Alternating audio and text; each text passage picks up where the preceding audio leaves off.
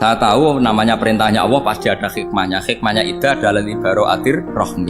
Tapi hikmahnya jadi kawula adalah nurut perintah Allah, cek tahu alasannya maupun tidak. Nah, di sini ada illatul hukmi untuk membangun kecerdasan, tapi ada loyalitas untuk membangun ubudiyah.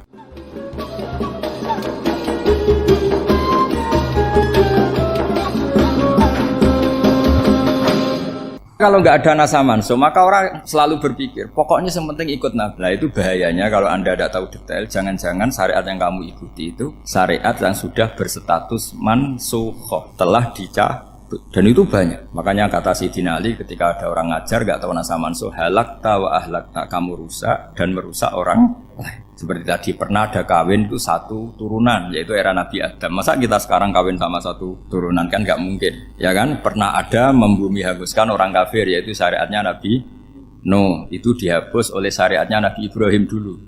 Yaitu Nabi Ibrahim menghentikan apa? Faman tabi'ani fa innahu minni wa man asoni fa innaka ghafurur rahim. Ya, kalau orang ikut saya ya Allah ya pasti golongan saya. Kalau yang masih maksiat, masih balelo, saya berharap engkau ampuni. Akhirnya banyak orang kafir tobat. Coba era Rasulullah itu semua orang kafir Mekah itu kafir. Nabi belum wafat, itu sudah ada 114.000 mukmin semua. Jadi Nabi menangi mayoritas orang menjadi mukmin dari mayoritas kafir. Yaitu disebut wara'aitan nasa yadkhuluna fi dinillahi afwaj. Andai kan Nabi Muhammad pakai syariatnya Nabi Nuh, bisa enggak mengislamkan orang sebanyak itu? Enggak bisa kan? Maka ini penting mengenali nasa mansuh. Jadi periode cara wong Jawa maksud no tuntas. Robila tadar itu, pasot tuntas itu, menghabisi itu habis di periode Nabi siapa? No, syariat itu sudah enggak dipakai lagi. Yang dipakai apa? Faman tabi'ani fa innahu minni wa man asoni fa innaka ghafurur rahim. Lah Nabi Muhammad ini nabi yang kena khitab anit tabi' millata Ibrahim hanifah. Jadi masternya Nabi Muhammad itu mentornya Nabi Ibrahim. Sehingga syariatnya ya faman tabi'ani fa innahu minni wa man asoni fa innaka ghafurur rahim. Tidak syariat rabbila tadhar alal ardi minal kafirina daya. Jelas ya. Jadi mengenali nasa manso itu penting sekali karena kalau enggak Anda halakta wa ahlakta, kamu merusak diri kamu sendiri juga merusak orang lain karena menfatwakan hukum yang sebetulnya sudah berstatus mansukhoh. Hanya berdasar itu kan syariatnya nabi-nabi dulu. Syariat yang apa? Syariat yang nggak pernah terhapus hanya satu, usuluddin, yaitu tauhid, itu sama. Tapi kalau syariat itu beda-beda, atau furu'iyah itu beda-beda. Itu tadi saya beri contoh, era Nabi dulu kalau ada pakaian najis dipotong, dibuang. Era Nabi Muhammad dicuci. Orang kafir dihabisi oleh langit. Era Nabi Muhammad nggak boleh, bahkan didoakan Allahumma hdi qaumi fa innahum la ya'lamun. Di Qur'annya apa? Wa in ahadum minal musyrikin astajaraka fa'jirhu hatta yasma'a kalamullah tsumma ablighu ma'mana. Jadi kalau ada orang kafir enggak boleh main dihabisin, mereka beri peluang untuk mengkaji kitabullah hatta yasma'a kalamullah. Kalau mereka sudah berpeluang ngaji, harus tsumma ablighu ma'mana, harus dijamin keamanan. Ya, karena apa? Dzalika bi annahum qaumul la ya'lamun. Bagaimanapun mereka memang karena tidak tahu. Nah, kenapa tidak tahu? Enggak. Karena tadi mereka tertutup oleh kultur yang beratus-ratus tahun. Mbah-mbahnya mereka menyembah batu, menyembah berhala. Ya tahunya itu ya Tuhan. Bagaimana Anda bisa menjelaskan sesuatu yang sudah beratus-ratus tahun kan tidak gampang. Maka ada periode dimaklumi. Apa? Kalau era sampean kan, mosok waktu disembah saking gobloknya orang. Kamu lahir kan sudah nyembah Allah, tidak nyembah batu. Bayangkan kalau kamu jadi mereka. Wong perut kamu saja disuruh makan pizza sakit kok. Karena saking lamanya makan sambal kan gitu. Kamu bilang perempuan Indonesia saja cantik kok, saking lamanya jadi orang Indonesia. Padahal orang Indonesia tanyakan orang Eropa, cantiknya di mana? Kamu lahir di Afrika, bilang orang Afrika itu cantik, tanyakan orang Eropa, cantiknya di mana? Hitam gitu kok. Jadi orang itu pasti terkooptasi oleh sekelilingnya. Orang Afrika akan bilang wanita Afrika itu cantik. Coba tanyakan orang Eropa, cantik apa enggak? Blas.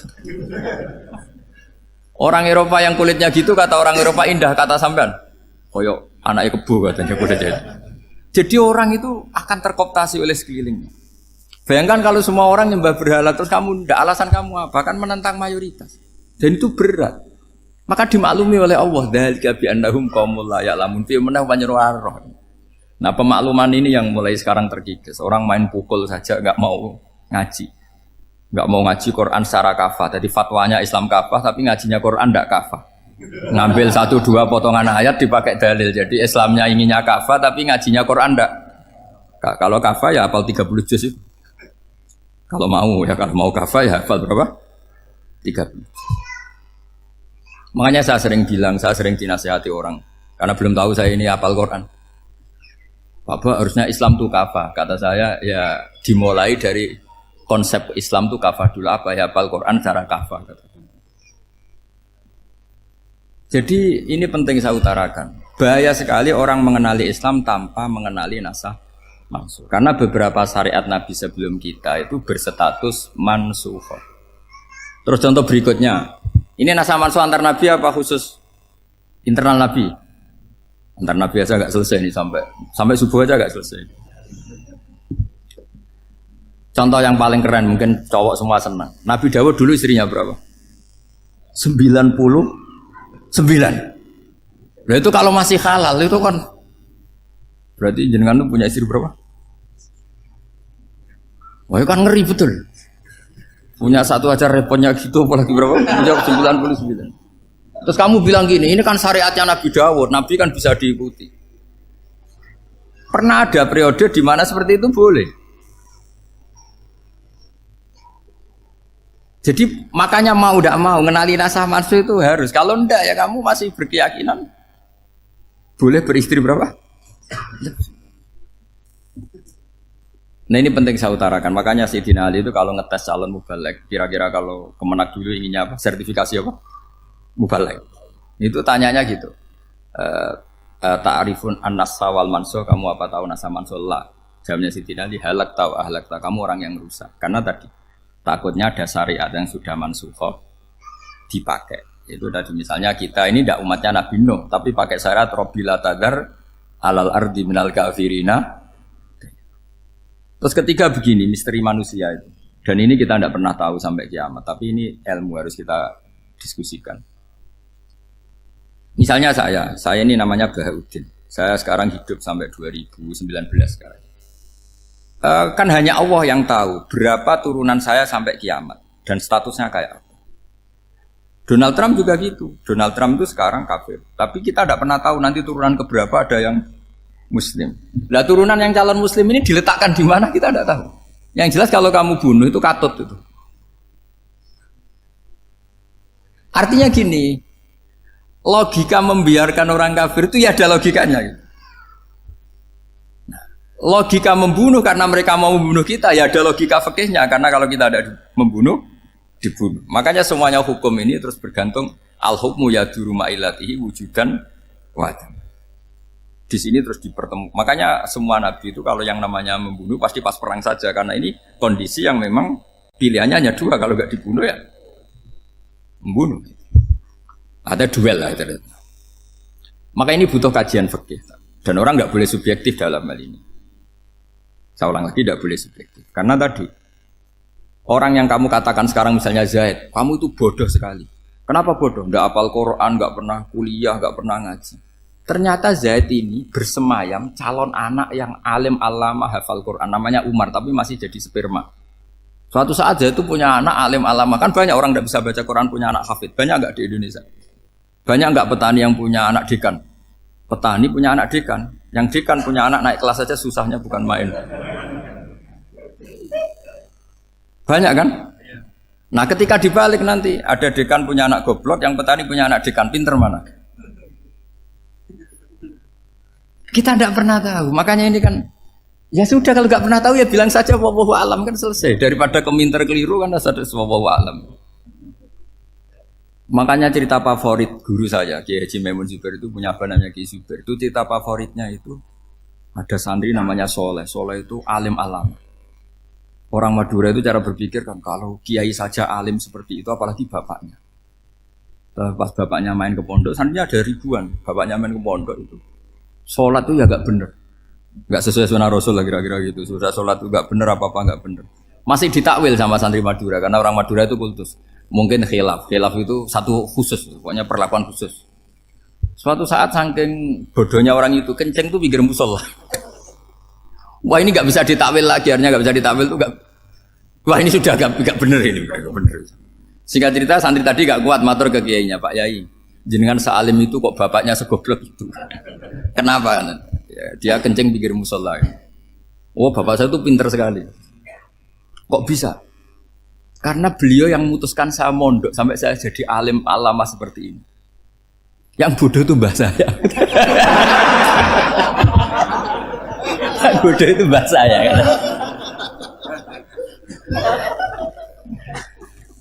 Artinya gini, sekarang misalnya Anda dekan, atau Anda rektor, atau Anda profesor, atau Anda kiai top, mubalek kondang. Anda mubalek kondang terus punya anak, gobloknya bukan main. Atau apalagi anaknya ketangkep KPK.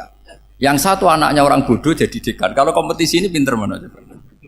Ada ahli metodologi tapi anaknya itu terlibat narkoba. Yang ini petani utun, anaknya dekan. Kira-kira kalau dikompetisikan pinter mana? Anaknya pinter petani tadi gitu. Yang ketika petani kamu vonis bodoh gitu. Tapi siapa tahu kalau ini menyimpan calon. Paham ya? Kita tidak pernah tahu. Makanya Quran selalu ngajari dalam ilmu sosial itu wa in adri la'allahu fitnatul lakum wa mata'un ila. Dalam ilmu sosial itu kita harus jawab tidak tahu. Karena mungkin. Makanya saya tadi pagi ngaji di direktorat saya bilang, saya pernah diprotes orang, Gus kamu udah jelas 01 atau 02. Ya saya jawab gitu. Manusia itu makhluk yang paling gak jelas gitu. Sekarang soleh suatu saat bisa saja gak soleh. Yang sedang gak soleh suatu saat soleh. Sesuatu yang mungkin rubah kok kamu fanatik itu gimana? Nalarnya itu gimana? Coba kita tahu dulu Wahsy itu pembunuh Hamzah, akhirnya mati mukmin ya enggak? Padahal orang yang sangat dibenci Rasulullah karena membunuh Sayyid siapa? Hamzah. Sa'labah yang tukang itikaf di masjid akhirnya su'ul Fatimah. Kita enggak pernah. Nah kalau enggak pernah tahu ya enggak usah terlalu fanatik biasa saja. Kayak jenengan seneng saya itu ya saya enggak tahu sampai kapan ya. Saya seneng sampean sampai kapan ya enggak tahu. Kayak suami istri itu. Pas nikah harmonis bulan madu sampai kapan bertanya. Yang jelas paling awet itu pasangan jelek itu pasti nggak awet. Makanya jadi guyonan tuh. Pasangan tuh jangan baik-baik gak awet, kalau jelek itu awet. Ternyata maksudnya cantik sama ganteng itu suatu saat pasti jadi jelek. Yang jelek sama jelek pasti jelek terus. Makanya jadi guyonan. Kalau pasangan jelek itu awet katanya. Tapi kalau pasangan baik, ternyata baik wajahnya itu pasti gak awet. Suatu saat pasti jelek, tapi yang jelek awet karena mulai dulu ya jelek sampai gitu. Awet jeleknya maksudnya bukan. Ya jelas ya. Jadi saya mohon sekali ini ilmu. Sampai ndak urusan ini bukan urusan cocok ndak cocok tapi ilmu. Ilmu harus kita dengar bahwa syariatnya para nabi itu yang sifatnya furu'iyah, tidak usuliyah, tidak tauhid itu potensi rubah. Sehingga mengkaji nasah mansuh itu satu keharusan seorang ulama. Makanya setiap ada syariat nabi hal hadis syariah mu'abbadah amla, mansukhoh amla. Karena potensi itu tinggi. Kita tahu dulu semua nabi sholat menghadap apa? Baitul Maqdis. Era Rasulullah dipindah ke Ka'bah. Tapi kalau kamu katakan total Baitul Maqdis ya tidak juga. Nabi Ibrahim mulai dulu madhabnya ke Ka'bah. Tapi kalau Nabi Musa ke Baitul Maqdis. Terus kamu bilang ini 01, 02 ya ada memang syariat jadi sesuatu yang furu'iyah. Nah, kenapa ini furu'iyah? Jawabannya sederhana. Ketika seseorang menghadap Ka'bah itu menghadap batu apa menghadap Allah? Allah. Ketika menghadap Baitul Maqdis hakikatnya menghadap Allah apa menghadap Baitul Maqdis? Allah. Maka menghadap Ka'bah itu sebenarnya masalah furu'iyah. Yang masalah usuliyah adalah inni wajjahtu wajhiya lilladzi fataras samawati wal ardh. Yang permanen adalah menghadap Allah Subhanahu wa taala. Cuma secara prosedur syariatnya secara zahir menghadap Ka'bah. Maka potensi rubah karena ternyata itu furu'iyah. Untuk kiblatnya itu furu'iyah. Yang permanen adalah menghadap ke Allah Subhanahu wa taala. Ini pentingnya. Jadi terus sekarang masih antar nabi apa di internal nabi? Ini sudah mau selesai waktunya, sudah habis ini. Internal. Ini sudah selesai ini sudah pas. Mohon Pak ambil. Oh. Jam sudah sampai mana tadi? Diteruskan apa enggak? Sudah ya, sudah kayaknya sudah. Biar kelihatan cerdas. Sekali pertemuan sudah pinter gitu. Berapa? Setengah jam sudah pinter gitu. Yang internal Nabi apa antar Nabi? Internal ya, sudah sekarang ke internal. Kalau internal lebih banyak lagi contohnya. Yang masyhur tentu masalah Baitul Maqdis. Dulu Rasulullah pernah sholat menghadap Baitul Maqdis 16 bulan. Berapa? 16 bulan. Kila 17. Pokoknya khilafnya hanya 16 dan 17. Kalau ada bilang 10 bulan berarti gak pernah ngaji. Khilafnya, karena khilafnya itu hanya 17 sama 16. Akhirnya sama Allah diminta disuruh menghadap ke Ka'bah. Saya ulang lagi, itu tetap masalah antar nabi sebetulnya. Begini, makom itu kalau dalam bahasa Arab bukan kuburan. Kalau di Indonesia kan makomnya Sunan Bonang itu kan kuburan. Kalau makom dalam bahasa Arab itu sesuatu yang pernah dipakai singgah, itu namanya apa? Makom. Lalu Rasulullah itu pertama di Medina itu madhep Baitul Maqdis itu 16 bulan. Orang Yahudi senangnya bukan main, sampai mereka bilang gini, Muhammad tuh gaya-gaya nantok punya agama baru, tapi kiblatnya ikut kita. Baguslah anak itu, katanya. Masih tahu diri katanya. Bagus katanya itu masih tahu diri. Jadi senangnya bukan main orang Yahudi, karena kiblatnya Muhammad sama dengan mereka. Ya tentu mereka jangkar Muhammad, bukan Sayyidina Muhammad atau Rasul Muhammad, karena mereka masih gak iman. Nabi itu ya agak tersiksa, karena beliau secara gen turunan Nabi Ibrahim dan kiblatnya Ibrahim itu Ka'bah. Agak tersiksa tapi sami'na wa ata'na tetap madhab ke Baitul Maqdis berapa? 16 bulan. Suatu saat Nabi Muhammad itu disuruh madhab Ka'bah. Ini dengerin. Akhirnya madhab ke Ka'bah. Apa yang terjadi? Orang Yahudi komentar gini, Muhammad itu gimana? Dia di perantauan rindu sama keluarganya, terus rindunya itu diaplikasikan jadi perilaku agama. Jadi dia madhab Ka'bah dianggap kangen. Kayak saya kan orang Rembang. Rembang itu apanya Jogja? Timurnya apa? Nggak, Jakarta itu mana Jakarta itu? Barat sana ya. Ibaratnya saya orang Jakarta, terus merantau di Jogja. Dulu kiblatnya itu menghadap ke timur, terus ketika madhab ke barat kata sampean, wah itu padunya kangen apa? Keluarga. Juga kurang ajar orang Yahudi. Jadi orang Yahudi itu memang paling pinter bully. Makanya kalau sampean tukang bully itu ya agak-agak, ya enggak. Saya tidak ngomong agak ya, pokoknya agak-agak. Ya. Pinter bully orang Yahudi. Makanya nggak ada orang debat sepinter orang Yahudi. Yang bisa ngalahkan hanya Tuhan itu. Orang Yahudi yang bisa ngalahkan hanya Tuhan. Lalu Sayyidina Ali orang paling terkenal cerdas. Itu kalau sama orang Yahudi itu pusing. Karena ya apa logikanya itu? Saya beri sekian contoh. Ada orang Yahudi tanya gini, Muhammad, kalau kambing mati itu yang bunuh siapa? Ya Allah, mati langsung itu.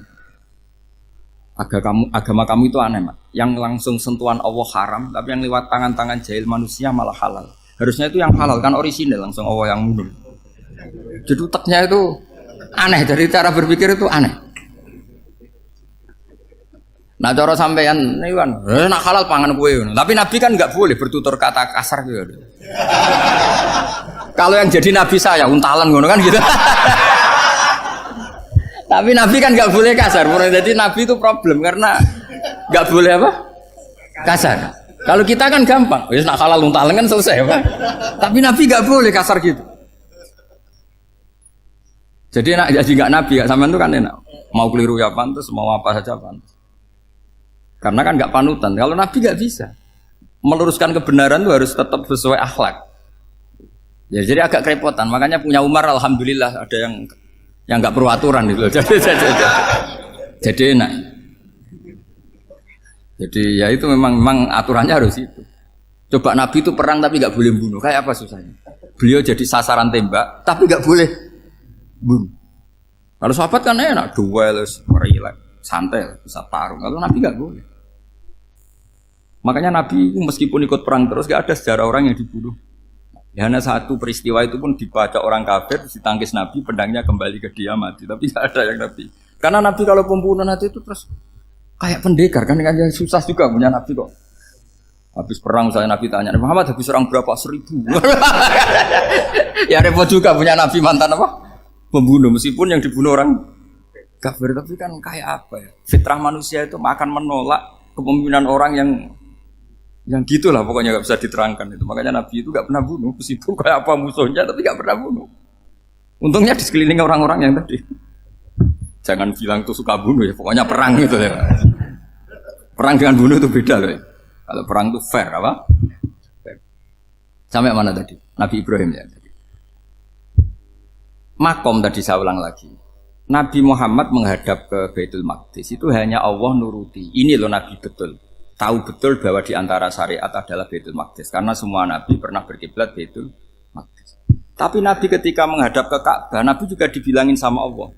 Ini loh syariat yang benar karena Ka'bah juga kiblat sing a'taku, lebih tua ketimbang Baitul Maqdis. Maka disebut Ka'bah Atiqah.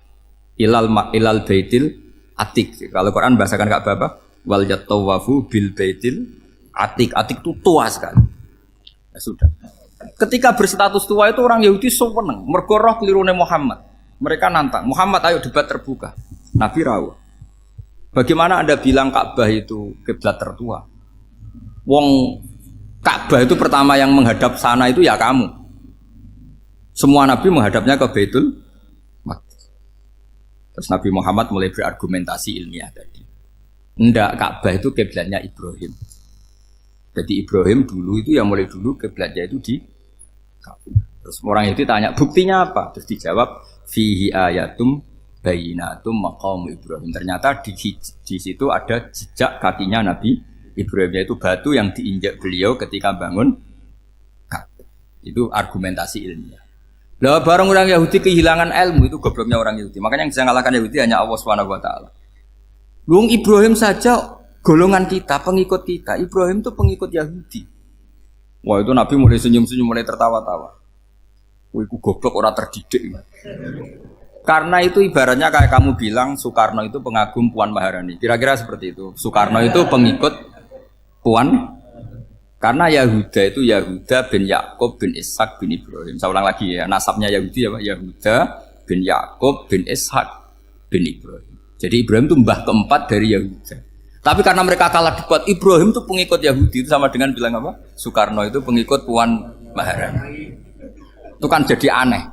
Atau Gus Dur pengikut Mbak Yeni, atau Basim Masari pengikut Mbak Yeni, itu kan aneh.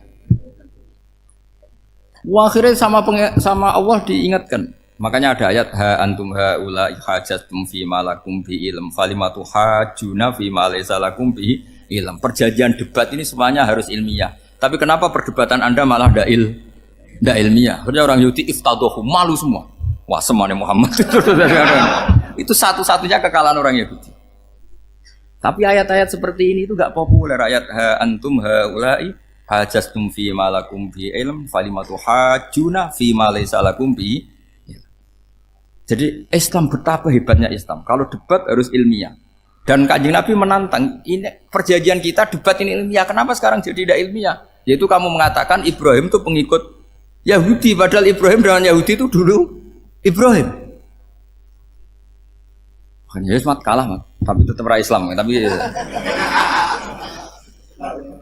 nah, makanya terus Ka'bah dibuktikan ketuaannya lewat apa? Fihi ayatum bayinatum maqamu Ibrahim. Itu bukan makom kuburan. Karena makamnya Nabi Ibrahim tetap Hebron, tembuhne Palestina. Kira-kira itu Palestina. Jare Israel yo ning Israel, mbok menang di. Jare ning Israel yo ning Israel, jare Palestina ning. Saya pernah ziarah ke sana di Hebron. Di makamnya Nabi siapa? Ibrahim. Jadi jelas ya. Jadi nasa mansuh itu ketentuan yang dikehendaki Allah Subhanahu wa taala untuk menguji loyalitas manusia, menanggalkan semua akalnya. Makanya saya mohon sekali siapapun yang ngaji saya dimanapun, sekali-kali manusia itu harus menanggalkan akalnya. Sekali Anda pakai akal, maka Anda akan ingkar dengan nasa mansuh. Nasa mansuh itu hukum yang direvisi, yang dibatalkan. Makanya orang Yahudi lagi-lagi pinternya orang Yahudi. Merovokasi orang-orang yang Islamnya belum kuat, diprovokasi gini. Ungzuru ila Muhammadin tahayyara fi din yukhillu yauman wa yuharrimu ukhra. Lihat itu Muhammad, dia kebingungan cara beragama. Kadang bilang A, besok bilang B. Jadi nasa mansub dianggap satu bentuk kebingungan. Kayak kurang ajar tapi. Wah, akhirnya sebagian orang yang murtad. Makanya nasa mansub itu satu peristiwa yang menjadikan banyak orang murtad. Karena diprovokasi orang Yahudi bahwa itu bentuk kebingungan Muhammad. Akhirnya terus saya qulu sufaha minan nasi ma wallahum angqiblati mulati kanu aliyah. Nah, kelirunya orang Yahudi adalah ternyata nasa mansuh yang dipilih Rasulullah itu semuanya ada di Taurat dan Injil. Termasuk di Taurat dan Injil disifati dan Nabi yusolli ilal qiblatin, bahwa Nabi ini akan bersolat dengan dua kiblat. Makanya tetap ditantang. Qul fa'tu bit-taurati fatluha in kuntum shadiqin. Kalau kamu tidak percaya bahwa saya ini orisinal, ayo bareng-bareng mengkaji Taurat. Tapi mereka tidak siap mengkaji Taurat. Karena Taurat semuanya mendukung Rasulullah Muhammad SAW. Fatluha in kuntum shadiqin.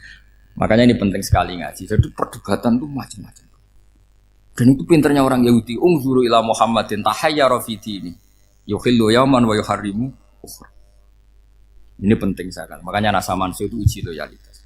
Itu Imam Malik kalau mencontohkan ke Imam Syafi'i. Saya berisikan contoh fikih. Ini saya melanggar waktu ini. Ini sudah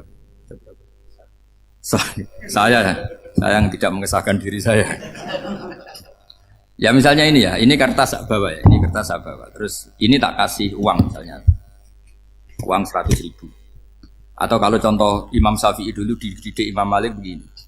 Ya Syafi'i kalau kamu punya 2 budak, 2 pembantu, kalau dulu kan masih ada budak, 2 pembantu lah kira-kira. Seneng mana, yang cerdas sama yang goblok? Seneng yang cerdas. Kalau yang nurut sama yang bantahan, seneng yang nurut. Lah yang nurut itu yang goblok. Makanya tinggal dibalik saja. Kamu tak beda ya. Seneng mana punya istri yang cerdas apa yang goblok? Coba jawab. Atau ibu-ibu, mbak-mbak ini, seneng mana punya suami yang cerdas atau yang goblok? Kalau cerdas gak bisa diakali. Tapi goblok nurut tapi ya kadang di sini kan dengan sini. Nah, itu kan antar manusia. Masalahnya kita menghadapi Allah Subhanahu wa taala yang semua kita pasti bodoh. Kita menghadapi Allah Subhanahu wa taala yang semuanya kita pasti bodoh. Allah jelas ngendikan wa kanal insanu dzaluman jahula. Manusia itu banyak dolimnya. Dolim itu sifat mubalaghah. Kalau orang dolim sekali dolim, kalau sering zalum, kalau jahil biasa jahil, kalau banget jahili jahul. Bahasa Arab kan gitu memang. Ghafir, pengampun biasa. Kalau ghafur selalu mengampuni. Syakir, makanya sifatnya Allah Ta'ala ikut wazan fa'ul semua. Ghafur, syakur. Atau diikutkan wazan fa'al. Kalau goblok biasa jahil, goblok banget jahal kan gitu. Kafir biasa kafir, kalau kafir banget kafar. Ya, jadi wazan balagha itu bisa fa'al, bisa fa'ul ya. Kafirin, kafar atau kafur. Paham ya? Malah ngaji nahwu. Ya, tapi ini memang perangkatnya ya. Ini kan perang mau tidak mau. Makanya misalnya Allah tidak suka kulla kafarin banget kafir ya, Pak. Paham ya? Kulla khawanin banget khianate. Kalau khain khianat biasa, kalau khawan sering khianat. Nah, manusia itu kata Allah apa? Zaluman. Wis banget dolime, banget bodoh. Itu kalau yang ngarang hikam mencontohkan tuh gini. Manusia itu pas bener saja salah, apalagi pas salah. Jadi manusia itu kata Imam yang ngarang hikam itu man itu kanat mahasinhu masawiyah fakih fala takunu masawihi masawiyah. Ketika baik saja buruk, apalagi ketika buruk. Coba kalau ada orang dermawan sama teman-temannya, tanyakan istrinya. Duit diambur-ambur, disikno kanca ngalono bojo. Nah, mesti itu. Teman yang sering silaturahim ke teman-temannya, kata temannya baik, senang silaturahim, tanyakan istrinya. Oh, meninggali wong. Jadi manusia pas baik saja ada buruknya. Apalagi pas buruk. Makanya dulu bapak saya ngajarin saya istiqomah ya apik ya. Tapi kadang-kadang nak keterusan itu ora istiqomah ngangkangi. Orang dia tidak punya kesempatan. Misalnya ada imam masjid ngimami terus sampai tua sampai mau mati. Itu istiqomah apa tidak memberi peluang yang lain? Tidak jawab. Jadi itu manusia. Jadi pas baik saja buruk. Apalagi pas buruk. Kayak saya gini di sini ngajar baik, tapi saya ada tidak sopannya harus di atas. Padahal banyak orang sepuh ada Pak On, ada beberapa yang kan terpaksa nggak sopan. Tapi sama yang nyuruh, berarti sama yang dosa. Kemarin saya minta di bawah supaya ganjaran saya utuh ini gara-gara begini ganjaran saya ini agak terkredit apa terdebat itu karena itu. Saya teruskan. Jadi manusia itu punya sisi itu karena manusia itu dzalum dan apa jahul. Wa kanal insanu dzaluman. Problemnya ini ngadepi Allah yang selalu pinter, yang kita selalu bodoh. Misalnya gini, kamu ditanya Allah. Ini contohnya Imam Malik. Ikla hadi sokhra fa inna tahtaha dhahaban. Coba bongkahan batu itu kamu angkat, di bawahnya ada emas. Lalu budak yang pinter berlogika, oh disuruh buka itu karena ada emas toh. Berlogika. Kalau budak yang goblok enggak? Ya disuruh ya diangkat saja. Ada emas apa enggak karena perintah ya diangkat. Yang satu nurut karena perintah, yang satu nurut karena ada emas, ada sesuatu. Logikanya suatu saat Tuhan tuh hanya bilang gini tok. Ikla hadis sokro, batu itu angkat. Yang nurut, yang goblok permanen tadi, kan langsung ngangkat. Yang pinter, ini ada apa lagi Gusti kok harus diangkat? Ya gak ada apa-apa, nyuruh saja kata Allah gitu. Wah, tidak bisa, sesuatu harus ada alasannya. Itu kira-kira mangkel loh, Pak? Oh, mangkel. Nah, logikanya manusia seperti itu. Makanya dua murid pinter, di rakyat pinter, presiden ya susah mesti demo. Goblok ya susah di sini uang. Ini kan nggak ada pilihan. Memang manusia itu nggak ada pilihan. Nah, sekarang masalahnya gini di fikih ini, saya kembali lagi ke fikih. Pertanyaannya secara fikih begini, misalnya iddah. Iddah itu seorang perempuan ditinggal mati suaminya atau ditinggal atau cerai. Itu kan ada namanya apa? Iddah. Iddah itu memastikan apa tujuannya? Memastikan rahim itu steril dari mani atau sperma zaut awal. Supaya nanti kalau dinikah orang lain tidak terjadi ikhtilatul nasab. Oke, berarti iddah kita beri argumentasi secara ilmiah li baro'atir rohmi. Jadi misalnya Zaid menceraikan istrinya Sri dalam keadaan masih bisa haid. Iddahnya 3 kali masa suci. Wal mutallaqatu yatarabbasna bi anfusina salasata quru. Lalu karena secara teori medis kalau haid berarti bukti tidak hamil. Apalagi kalau haidnya terulang-ulang sampai 3 kali pasti tidak hamil. Jika kalau nanti dinikahi orang lain pasti kalau ada anak ya anaknya zaud sani atau zaud kedua. Berarti alasan iddah li baro'atir rohmi. Oke, kita sok pinter, sok bijak. Pertanyaannya adalah sekarang sudah baru 1 bulan suaminya di Malaysia nggak pernah ngumpuli, dicek di medis juga berbukti tidak hamil. Apakah boleh tanpa iddah? Semua ulama mengatakan tidak boleh. Tapi ini kan rahimnya jelas bersih. Ya karena iddah itu nuruti perintah pangeran. Pokoknya tetap iddah 3 kali masa suci, 3 kali masa suci atau masa haid. Itu ada perdebatan ulama. Tapi kan ini terbukti bersih, Gus. Meskipun terbukti bersih, kata Allah harus iddah 3 bulan atau berapa? Kira-kira 3 bulan, 4 bulan ya tetap harus iddah. Kowe milih mana? Sok pinter, Gusti. Berhubung ini, pangeran buat terang gitu. Berhubung. Jadi Tuhan apa bawa waris? Berhubung Gusti. Ini jelas steril dari sperma zaut awal. Enggak usah iddah Gusti. Sama aja kamu disuruh majikan kamu ikla hadis sakro. Berhubung enggak ada apa-apa, enggak usah ya. Kira-kira mangkel nondak budak yang seperti itu. Mangkel. Maka dibutuhkan kebodohan dalam beragama. Betul itu memang. Makanya Nabi itu unik. Pernah bilang itu gini. Aksaru ahlil jannah al-bulhu. Aki-aki penduduk swarga itu al-bulhu. Wong goblok-goblok. Maksudnya goblok yang jenis ini. Bukan goblok betulan. Maksudnya goblok jenis ini itu ya tetap pinter. Tapi pinternya dibuang. Pura-pura goblok demi samina. Jadi saya misalnya kok pinter. Pinter dan goblok tadi. Sekaligus. Pinter dan goblok. Ya bah, ikla hadis sokhra fa inna tahta hadaban. Tak angkat karena saya tahu di bawah ada emas. Tapi di hati saya sajane ya mergo perintah. Suatu saat kalau disuruh Allah ikla hadis sokhra, perintah ya tak angkat ya sudah. Jadi ya pinter ya goblok. Saya tahu namanya perintahnya Allah pasti ada hikmahnya. Hikmahnya iddah adalah li baro'atir rohmi. Tapi hikmahnya jadi kawula adalah nurut perintah Allah, cek tahu alasannya maupun tidak. Lah di sini ada illatul hukmi untuk membangun kecerdasan, tapi ada loyalitas untuk membangun ubudi. Ya, bahwa kita ini kawula roh tetap loyal. Makanya tadi pagi saya cerita Sayyidina Umar. Sayyidina Umar kayak apa cerdasnya? Tapi tetap ubudi ya. Yaitu Rasulullah SAW sering dibully orang kafir. Muhammad tuh gaya-gaya nantok. Wong ra oleh nyembah berhala, ra oleh nyembah watu, jebule dekne nyembah Hajar Aswad. Karena dilihat dari jauh kan tetap nyium Hajar Aswad. Coba kalau kamu lihat dari jauh, kamu sujud dari jauh kan kayak sujud sama batu.